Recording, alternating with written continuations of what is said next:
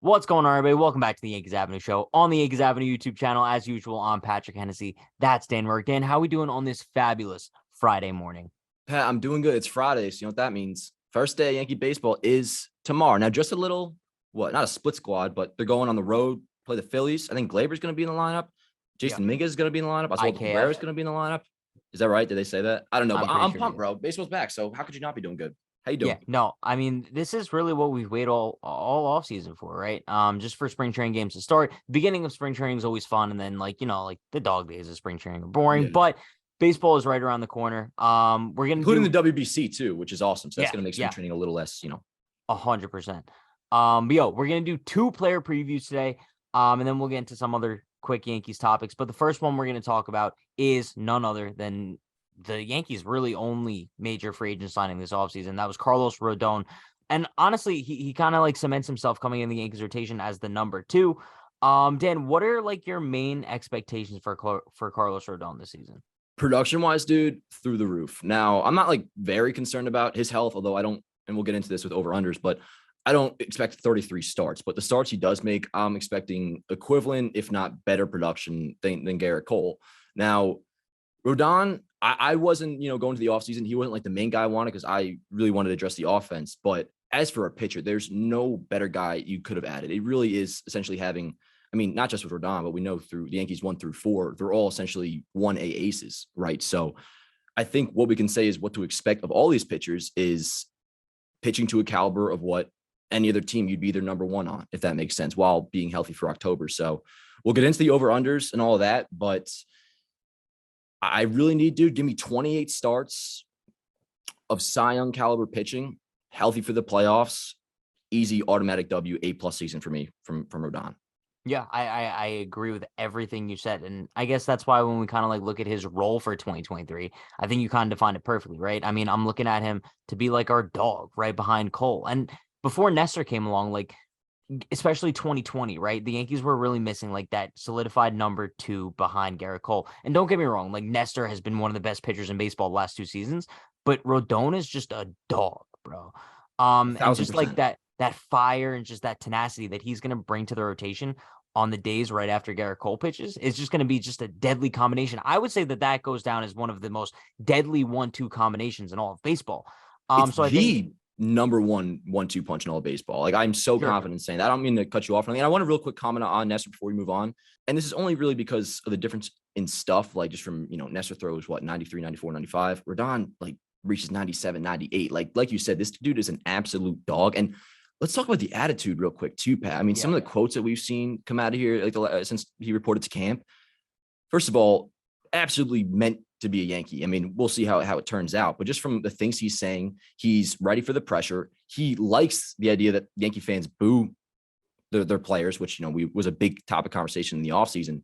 He just seems really ready for this role. And from watching highlights of him pitch to, like I said, what we've heard him say, this dude he's kind of the definition of like a bulldog pitcher, which there's really not too many in the league. I consider Cole to be up there. I think honestly a dominant Sevy can be there, not just yet. I'm not ready to crown him there just yet, but like a Max Scherzer, maybe I guess Justin Verlander. There's probably one or two others, but dude, Rodon's up there. He was ranked as the 4th best pitcher by MLB Network for a reason. So sorry, I kind of went on a little tangent there, but no, go on. like just based on that, I think it's kind of funny how we cherry pick the MLB Network rankings, like when it fits Yeah. our narrative. But then when it's like Judge ranked 8th, we're like, yeah, those don't count for anything. Dude, it's all about the narrative, man. I mean, like you choose either B war or F war depending on which one fits your narrative. I mean, we all do it. So Let's get into some over unders because this let's is do like it. one of my favorite parts of the player profiles here. Mm-hmm. Over under this one's a really good line. 29.5 starts. How many starts do you have Rodon making this year? Yeah. So when I was coming up with this line, I was kind of torn on where to go because last year he made 31 starts, which was a career high. So I was like, should I go with that? Would he replicate that? I feel like that's almost expecting a little bit too much because just the year before, I think he made 25 starts in 2021. So kind of a happy medium. I'll go just slightly under. Give me 28 starts at Rodon. And like I said, the production I talked about, equivalent of Cole and the rest of the co-aces in the rotation. You give me that over 28 starts, which I kind of consider to be a full season. And like I said, healthy for the playoffs. A+ once again. Yeah. I'm gonna say under 2, but I don't think that's a knock on Rodon. I think it's a very difficult thing to do to pitch in over 30 starts in a season. especially with Rodon's injury history, right? I mean, after signing that big contract, I definitely think that the Yankees are going to be a little bit cautious with him, especially in his first season, to make sure that, if he has like a little bit of pain in his left knee, bro, he might take off 2 starts. And then Totally. especially towards like the second half of the season, if we see that as well. Which is the right So decision too. yeah, no, Like that no. makes sense. Yeah, I'm not saying that they shouldn't, but Mhm. yeah, I think because of that, he's gonna have just under 29 and a half starts. I think somewhere around like that 25 to 27 range is where I'll probably see him. But I'll be very happy with that either way. Next over under here, ERA. Over or under 2.9, 2.90, not 2.09, 2.90 ERA this season for them. I'll go over just because I mean, like you have to factor in the AL East. You know what I mean? Like last year, what was he at? He was at 2.88 in the NL West. Go to AL East. Obviously, it's going to be a little bit tougher over time, but still, once again, I mean, like I said with the starts and same here at ERA, he can pitch to a 3.4 ERA and still have a really good year. So I'm going to go over on the ERA, but still really good season. So in the threes. Yeah. I don't think we've disagreed on any of the over-unders so far. And this one's going to stay the same. I have over. Maybe I got to make him Dude, tougher. I don't know. I try to, and maybe we'll disagree on, we have Bader coming up a little bit later, but yeah. But I will say my over for his ERA isn't by much. I have a very specific ERA in mind. Like Nostradamus Pat is kicking in here. 3.13 is going to be his ERA this season. I I like don't that. know I would why. take that 1,000%. Yeah, I still think that would be an awesome season for him, especially in his first year as a Yankee. Yeah. But next over under here, Cy Young votes compared to Cole. So do you think that Rodon is going to have more or less Cy Young votes than Cole at the end of the season? I'm going to go less just because my Cy Young pick is Garrett Cole, which I won't go into too much because we'll be previewing him at some point soon. But I'll go less just because I obviously do have Cole having the better year. But that's a tough one. I mean, it's definitely going to be close. Yeah, no, once again I agree. Yeah. Hey, Cole nothing is wrong, my Pat. Cy There's nothing Young wrong pick. with agreeing here, dude, because No, I know. we're fucking geniuses, dude. Yeah, And it's sometimes the just shit not. is pretty clear. And the players we've talked about are also like players to be pretty optimistic about too. So, Yeah. I don't know if the people like when we agree though. Let us know in the comments because I think sometimes they like why should the Yankees trade Aaron Judge? Whatever. All right, let's talk about. Wait, you want to disagree about something, Pat? I think we should Sure. talk about how just important Babe Ruth was to the Yankees franchise. No, I think he was too. But as far as Cy Young votes go, I think I'm gonna take less than Cole as well, just because I mean Cole's always my pick for Cy Young. And I do think that this year he finally wins it. Bro, I think Cole. Listen, Hey, we'll I'll get listen, more but into don't get Cole. too into it. Okay. I think this is going to be the season for Garrett Cole. Kind of like how we said last year was going to be the postseason. I think this is going to be the season for Cole. I'm with you, but no We'll get comment. more into that for the Cole Yeah. preview. This one, I mean, we can't really do, but we're gonna do it for the rest of the players who were on the team last year. Good Yankee, bad Yankee. As of right now, I guess like my preemptive one, I'm gonna say good Yankee just because I like what we've heard and seen from Rodon, but we can't really put like a solidified stamp on that yet, you know? Yeah, incomplete. So, but after he makes his first start, I'll definitely coin him like the greatest Yankee of all time. So, Overall, kind of like looking at Rodon going into the season, my main narrative is that I'm not gonna let the idea that the Yankees didn't do anything offensively free agency wise I'm not gonna let that hinder my view on Carlos Rodon, right? Like I'm not gonna take out my frustration on him, like, the Yankees didn't even need another starting pitcher, right? I'm gonna go into the season looking at him as like, we have this dog as our number 2 now. And the Yankees went out and got him for a reason. So whatever he does to produce, unless it's like a very, very poor season, I'm going to be satisfied because my expectations for him are high, but they're not like $500 million ace level high. You know what I mean? Like if he pitches like a number 3, even, I'll be satisfied. yeah, sure. I also am thinking about the fact that the pressure, not on him necessarily, but just like as a fan from the outside of you looking in, he is the one area of change that we made that would improve us over the Astros in a certain area. This, of course, the starting rotation. So it is almost in some sense like this dude does have to ball up because while, yes, this is only guy, like the only thing that we really did besides, of course, Judge and Rizzo, this is like a big, big move that the Yankees made. So I'm not expecting, the world. I'm not going to put expectations too high, but number 2 starter, bro, and the best rotation in baseball, like I'm ready to go, dude. I'm so pumped for Rodon. I think he's going to be great. Yeah, but I'm not worried about him handling the pressure like poorly at all. Like No, I think that if no, there's no. anybody who could, Definitely not. but That's not what I'm saying. I just think like nothing to do with the actual pressure part of it. I'm just intrigued to see how it goes and say like how the fans handle it per se. If he has like, I don't know, a bad playoff start, which Yeah. knock on wood, but you know what I'm saying? I don't know. I just think it's really interesting. Like this is the guy, this is the difference that we made this offseason. So Yeah. we'll see And how it also, pans out. my only worry about him going into the season is the health. I have no doubt in my mind that if he's healthy and on the mound, that he's going to pitch well. I'm just concerned about the injury stuff because we know he has a pretty significant injury history. Yeah. So I that's my only concern, just health. Yo, getting in topic number 2 here before we get into Harrison Bader. This one's a little quick hitting one. Aaron Boone said that Anthony Volpe, and I believe he also mentioned the rest of the Yankees infielders too. We'll see time at second base and third base this spring. And obviously, you know, that includes Anthony Volpe, who should hopefully be up early this season.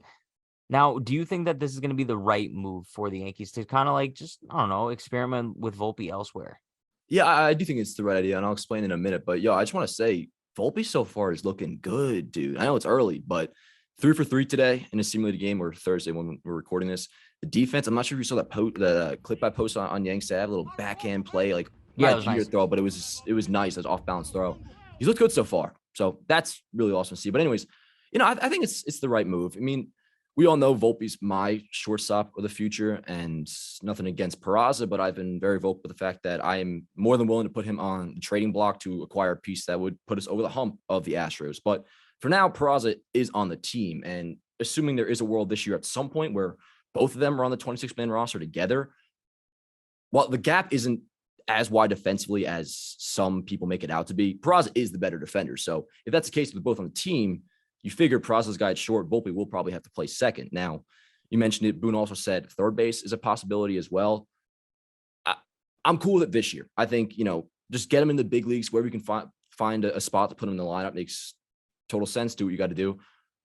Though by 2024, so next year, cemented position, because then you kind of get into, like the Glaber territory just a little bit to where, I mean, I'm not concerned about the defense, but I think a young player especially is so much better off if they just have like a clear role, a clear job. This is what you're doing. Like go out there and bowl out. Don't worry about anything else. So this year, I think it's fine. Makes sense. Next year though, like whether Peraza is traded by then or however it shapes up, figure out like a cemented position for him. So I disagree. Okay. Just for the sole fact of like the Gleyber Torres comparison, I think it's actually the complete opposite of when the Yankees brought up Gleyber Torres, because they brought him up as a second baseman, which was kind of like the position that he was best suited at by scouts, right? And then they switched him over to shortstop. A position No, but that that's not. They put him at a second base because they already had Didi, but Glaber was like a shortstop prospect. yeah, So I but mean, that's what I'm saying. They brought him up as a second baseman. well, they brought him up and they had him play second because they didn't really have a choice He played otherwise. second in the minors too, because they knew that he was going to come up not as a shortstop. In 2018, yeah, but he played a lot of short in Can I seven. finish my point? Yo, relax, Pat. Yeah, you can So finish your point. I'm just saying that I disagree with you. Yes, finish your point, please. no, but it's not. There's nothing to disagree with. It's a fact. Gleyber Torres came up at a position that wasn't his natural spot. So even though scouts saw him as being better suited there, Anthony Volpe, on the other hand, scouts view him more as a second base or third baseman, but the Yankees have him coming up as a shortstop. So I think that if he's for the future, if you don't see him long term at shortstop, bro, why wouldn't you test him out at second base or third base to see if he is better suited there, like a lot of scouts already believe? with I you on think that that. it's the opposite of the Glaber situation. If you don't see him at shortstop in the future, I'm totally with you on that. Then I think you should kind of almost just not like give up on it entirely because it's nice to have it as a backup, but then just full on making the second baseman. Though I really want to say, like, some people push the narrative very hard that Volpe just can't play short, especially about his arm. Like there have been multiple scouts, specifically over the last couple of weeks, that have like debunked that theory. And like I said, Peraza definitely has the edge, but from everything I've read, like I'm pretty sure Volpe will be able to play the position. That's obviously, this is like a side conversation. I understand what you're saying, but yeah. So I mean, I think we both agree it makes sense. I on a little bit of a different reason though. Yeah, I mean, bro, Yeah. whatever it is, I mean, Volpe will be up this season no matter what position he's playing. And I do think it gets interesting if Peraza like starts the season as the Yankees starting shortstop and is like going absolute ape shit. Like, let's say he's batting like 320 at the end of April with like 7 home runs. Dude, you're not calling up Volpe to replace him. So then it gets interesting. No, I don't So think, I mean, of course, unless Peraza like shits the bed or something, but I don't anticipate Volpe ever really being like a replacement for Peraza at any point this season, which is obvious, of course. I do Yeah. wonder, and this will probably be part of like our previews as well with these players, but like, dude, I wonder about the possibility of IKF getting traded this spring if, say, Volpe and there's so many narratives like when it comes to like the Yankees offseason plans and how I'm kind of like so confused as to how they kind of like sat back and did nothing after Rodon. Like, cause I was hell bent on the fact like, yo, IKF wasn't gonna be on this team, Hicks wasn't gonna be on this team, Peraza wasn't gonna be on this team, and the Yankees haven't done anything. So yeah, dude, it's just weird to me. I don't know. and like at the very least, whether you're obviously many fans against Josh Donaldson, against Aaron Hicks, and annoyed about the way the shortstop position has panned out a little bit, but at the very least, it's all very interesting. Like, what's going to go down? How are certain players going to bounce back? Like, what are the kids going to do? Are they putting too much pressure on them? All this stuff. Like, you're right. There's it's weird how early they called it an offseason. Really weird to me. So that's just weird. But remember the "we're not done yet" quote too by yeah, I'm not gonna talk crap about How's how though. Me and Hal, Hal's on my good side now, honestly. Yo, getting in topic number 3. This is the Harrison Bader 2023 season preview. This is gonna be a fun one because, bro, Harrison Bader is like a little bit of a wild card when it comes to the Yankees lineup. Because we don't really know what to expect. But overall, I guess kind of like looking at him as a quick little summary. Trade over to the Yankees last year for Jordan Montgomery. He was hurt. We saw him come back in September. Obviously made a huge impact on the team in the postseason. Obviously known as like a defense first player. One of the best center fielders in the league, and he's going to be playing there for the Yankees this year. With the bat, like we don't really know what to expect too much out of him. My expectations aren't too high, but I mean, he showed in the postseason that he's definitely capable of putting up solid numbers with his bat. But Dan, what are your thoughts on Harrison Bader just overall going into the season? Yeah, first thing you mentioned the defense. I expect him to be like the clear, indisputable Gold Glove center fielder at the end of the year. And I mean, I don't care if he actually wins the award or not, but like I want it to be amongst baseball fans and obviously Yankee fans by the end of the year, full season Harrison Bader in center field be like, yo, no doubt, at least in the American League, this dude is the best center fielder there is. So defense is a must. Now, yeah, the offense, what is there really to expect with that? Because, we know what he did in the playoffs. Of course, that's not, the sample size we're going to turn into expectations, but I think at the very least, I'm looking for a league average season. So a 100 OPS plus. And if you want to, for easy math, if you combine 2020 and 2021, 153 games, so basically a full season, he had a 114 OPS plus and 20 home runs on top of that. So, I mean, like the offensive capability definitely is there. I'll set the bar pretty low, just league average, but I wouldn't be shocked, dude, if we get a 115 OPS plus Bader, especially with, I mean, not that Yankee Stadium helped any of those home runs in the playoffs, but like I'm sure Yankee Stadium is a better place to hit than yeah, but I'm sure Yankee Stadium is a better place to hit than was it Busch Stadium, Cardinals or whatever. But yeah, I think at the very least we're gonna get a better offensive Harrison Bader though than he was in St. Louis. Yeah, I mean we could honestly view it as like let's say this is a weird comparison, but like 2017 Didi Gregorius in the playoffs was an absolute dog, right? And then 2018, he kind of like carried that over into the start of the regular season. And we saw one of the greatest starts to a season from anybody in Yankees history. So, I mean, I wouldn't be shocked if Harrison Bader starts this season with a little bit of a carryover effect from last year's playoffs and kind of just lights the world on fire again. So we'll see. Yeah. But I mean, kind of carrying that into his role for 2023, I don't think that the Yankees are looking at him for that. Like they're not looking for him to carry the lineup. And I think that's really what like the detrimental factor was for the Yankees in the postseason last year. Bader was kind of carrying the lineup when that's not really his job. I mean, if you had anybody else contributing with what Harrison Bader was doing, bro, you're talking about like one of the greatest lineups of all time, right? Bro, I'm just thinking about now. It was ugly with Harrison Bader. Imagine I know didn't have fucking Harrison Bader. Yeah. But that's what I'm saying. So like his role for this season, I think that they're kind of just looking for him to just put up solid at bats at the bottom of the order. Because you look at the Yankees lineup last season, bro, that bottom of the order was the most black hole of all time. It would be like, Higgy, Hicks, IKF. So if the Yankees could just have like some sort of solid plate appearances at the bottom of the order that Bader could provide, I think that that's kind of going to be the ideal scenario. And this is totally a side note, but you mentioned the bottom of the three being so bad. And it's like, dude, the 6-hole hitter is Josh Donaldson. So it's like, it's just still hilarious. No, I know how this happened. But anyways, center field, obviously, I don't think that needs to be said. Although some do suspect that with the Judge news that he could play left, some think the Yankees prefer Bader and left on, I don't know, one day a month, whatever. 7th hole, I think sounds about right. I mean, if you actually want to write out the lineup, it's tough because you don't know who's going to be on the actual team.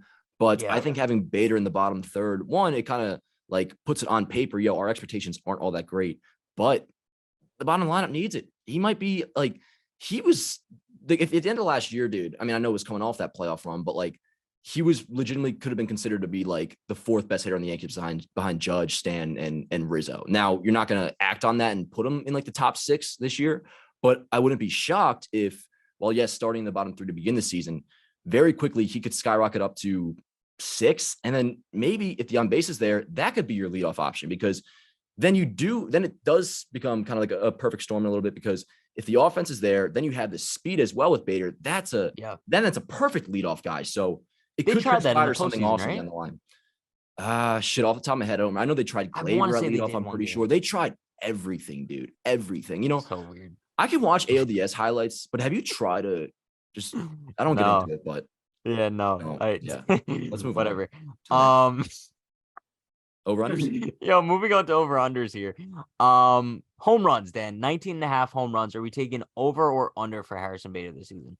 All right, so this one, a little bit interesting. Now, remember, before I mentioned combined 2020 to 2021, 20 homers. So he's definitely capable of doing it. I'm going to go under, not by too much, but I'll go, I guess, kind of significant. 16 I have Bader finishing with this year, which is acceptable to me. I think that's a W.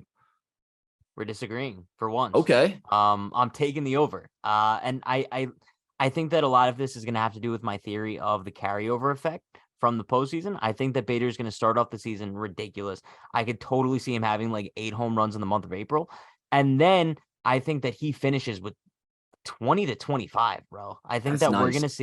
I think we're going to see just a completely different Bader. I think that he's shown that he could hit as a New York Yankee, especially for power. He has a lot of pop in his bat. So I think that we're going to see a big power season from Harrison Bader. Could be wrong, but yeah, dude, there's many reasons to buy into the fact that Bader's ceiling could be a 25 homer player, 1,000%. It's almost like the principle of the fact that I want to make sure my expectations are set that I need the defense first. So that's what I'm asking for. So when I say he's going to hit 17 home runs or 16 home runs, to me, that's already a W if he does that much. But also, kind of going back to my whole overall point of this is he could, in the end, hit 12 home runs, be a league average hitter, which is still solid. But with that defense, man, I mean, he could be a 3.5 to 4 WAR player. And for those who don't know, that's all-star caliber, just even not even being that great a hitter, just the defense alone. So just kind of that's the reason why, I guess. But let's get into the next over-under because I'm about to make a point. Yeah, this one is at the same number, 19.5, but this for stolen bases. Are you taking over or under 19.5 stolen bases this season? I'm definitely going to take the over on this. Now, last year, I mean, this one's kind of a no-brainer. 86 games last year, he had 17. Although the year before, 103 games, he only had 9. So kind of like inconsistent with the stolen bases, but I'm going to go over on that. Now, real quick, obviously, I am not predicting this, as we just talked about, but the reason I lay this out with the over-under, because then he would be a 2020 player if he does achieve both of these. So that's interesting because that I think is a possibility. While I'm not predicting it, it's pretty dope. Like we might have a 2020 homer, 20 stolen bases center fielder at the end of the year, which would be sick.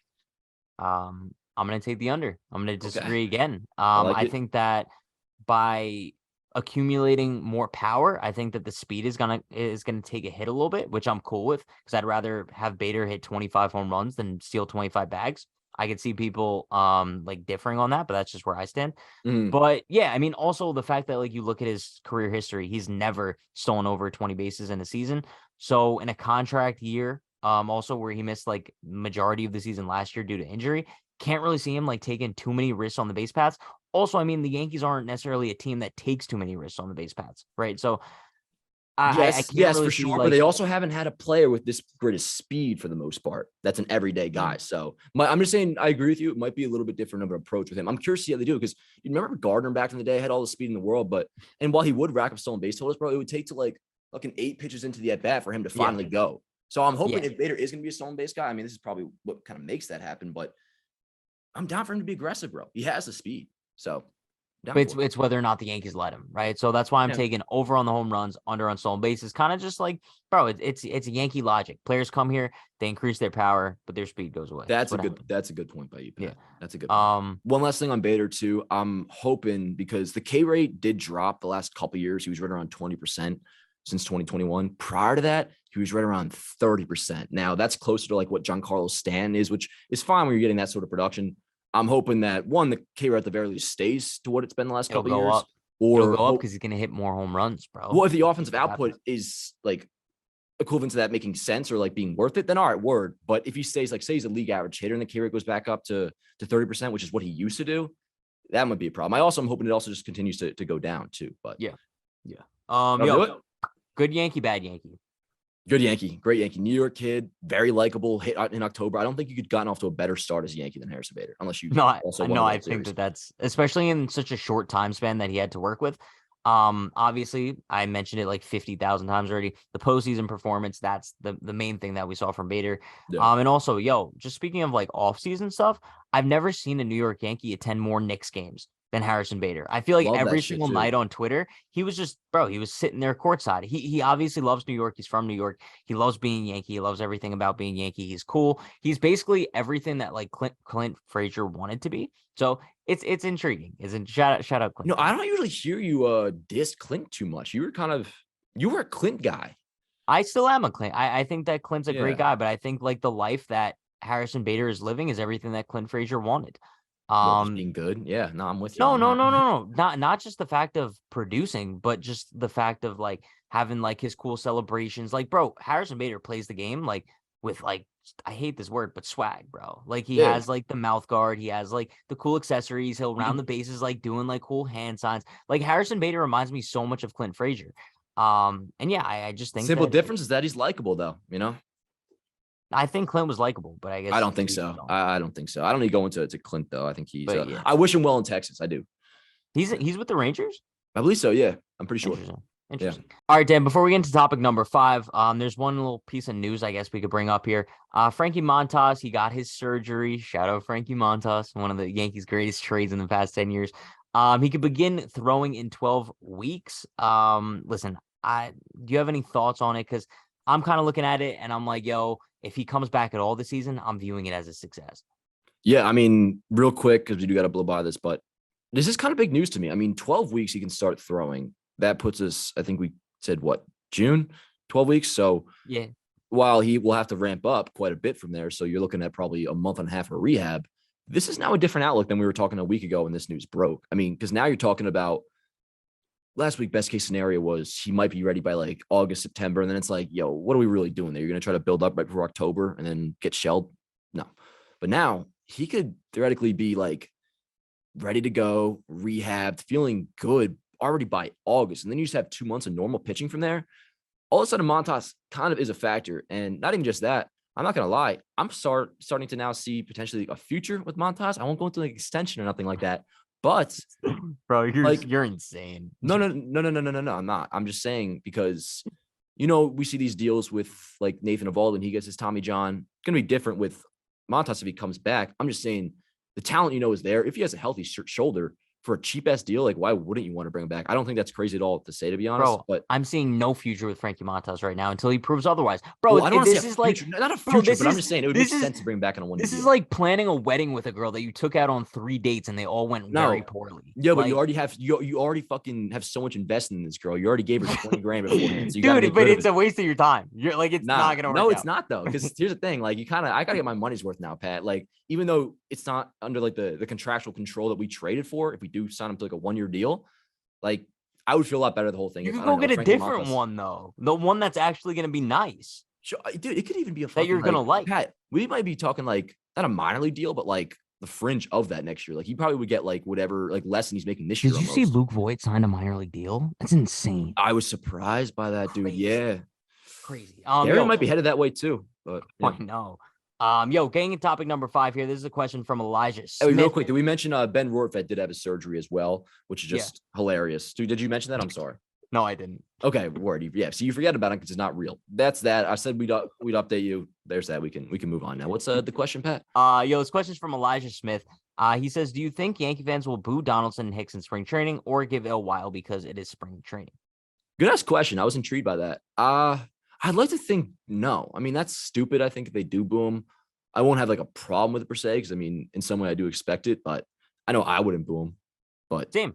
like, it's a fresh Same. start. Like, I really think, and I'm not one to call people stupid for booing, but in this case, I will. Like, I think it's pretty dumb if you do that. Like, you should be everybody in spring training. First of all, if you're there in Tampa, you should be the happiest motherfucker on earth. You're at a spring training game in Tampa, Florida, bro. Weather's starting to be good. While we got this. Well, granted, in NJ it has been terrible. But anyways, Yeah. like vibes are good. You're in spring training, fresh start, clean slate. I think that's the time of year in IKF too. Like treat the players. They're in the end, they're still Yankees. We root for them, and that goes with everything. I mean, we want Donaldson to do well. We want Hicks to do well. We want IKF to be the fucking best shortstop in the league if that were possible. You know what I'm saying? Like we root for these players, so Yeah. it'd be like wishing ill will on them almost to be booing them in spring training.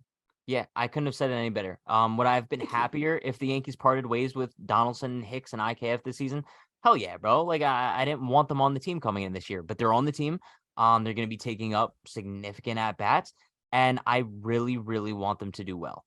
So I'm gonna go into day one of spring training and even opening day, bro. I don't care if they have a bad spring training. I'm gonna go into the season with an open mind on all these guys. However, if May comes around and Hicks and Donaldson are batting under 150, then yeah, bro, then you could start booing them. But I mean, I guess you could boo them regardless. But honestly, I'm going into the open mind.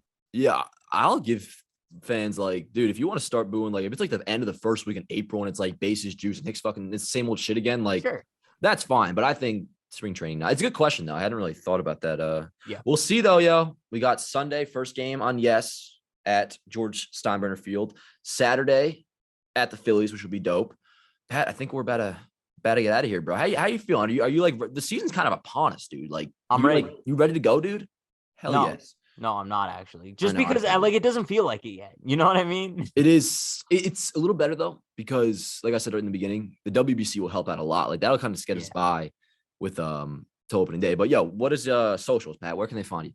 Twitter and TikTok at Unhinged Patrick, and then Instagram at True Hennessy. Perfect. Dan O'Rourke on Twitter, Yankees Avenue on Instagram, Yankees Avenue here on YouTube. Subscribe if you are new. Drop a like, drop a comment. I think that'll do it, Pat. Also, yo, shout out A-Rod. Yeah, shout out A-Rod. That was dope. He still hasn't refollowed me yet, though. So, like, are we cool or not? I don't know. Did you like that video, by the way?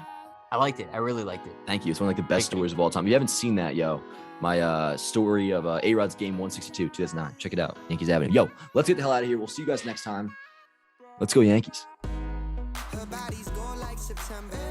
She burns through the night like an ember. And all those things we try forgetting, I remember. But we say we all fine, we all fine.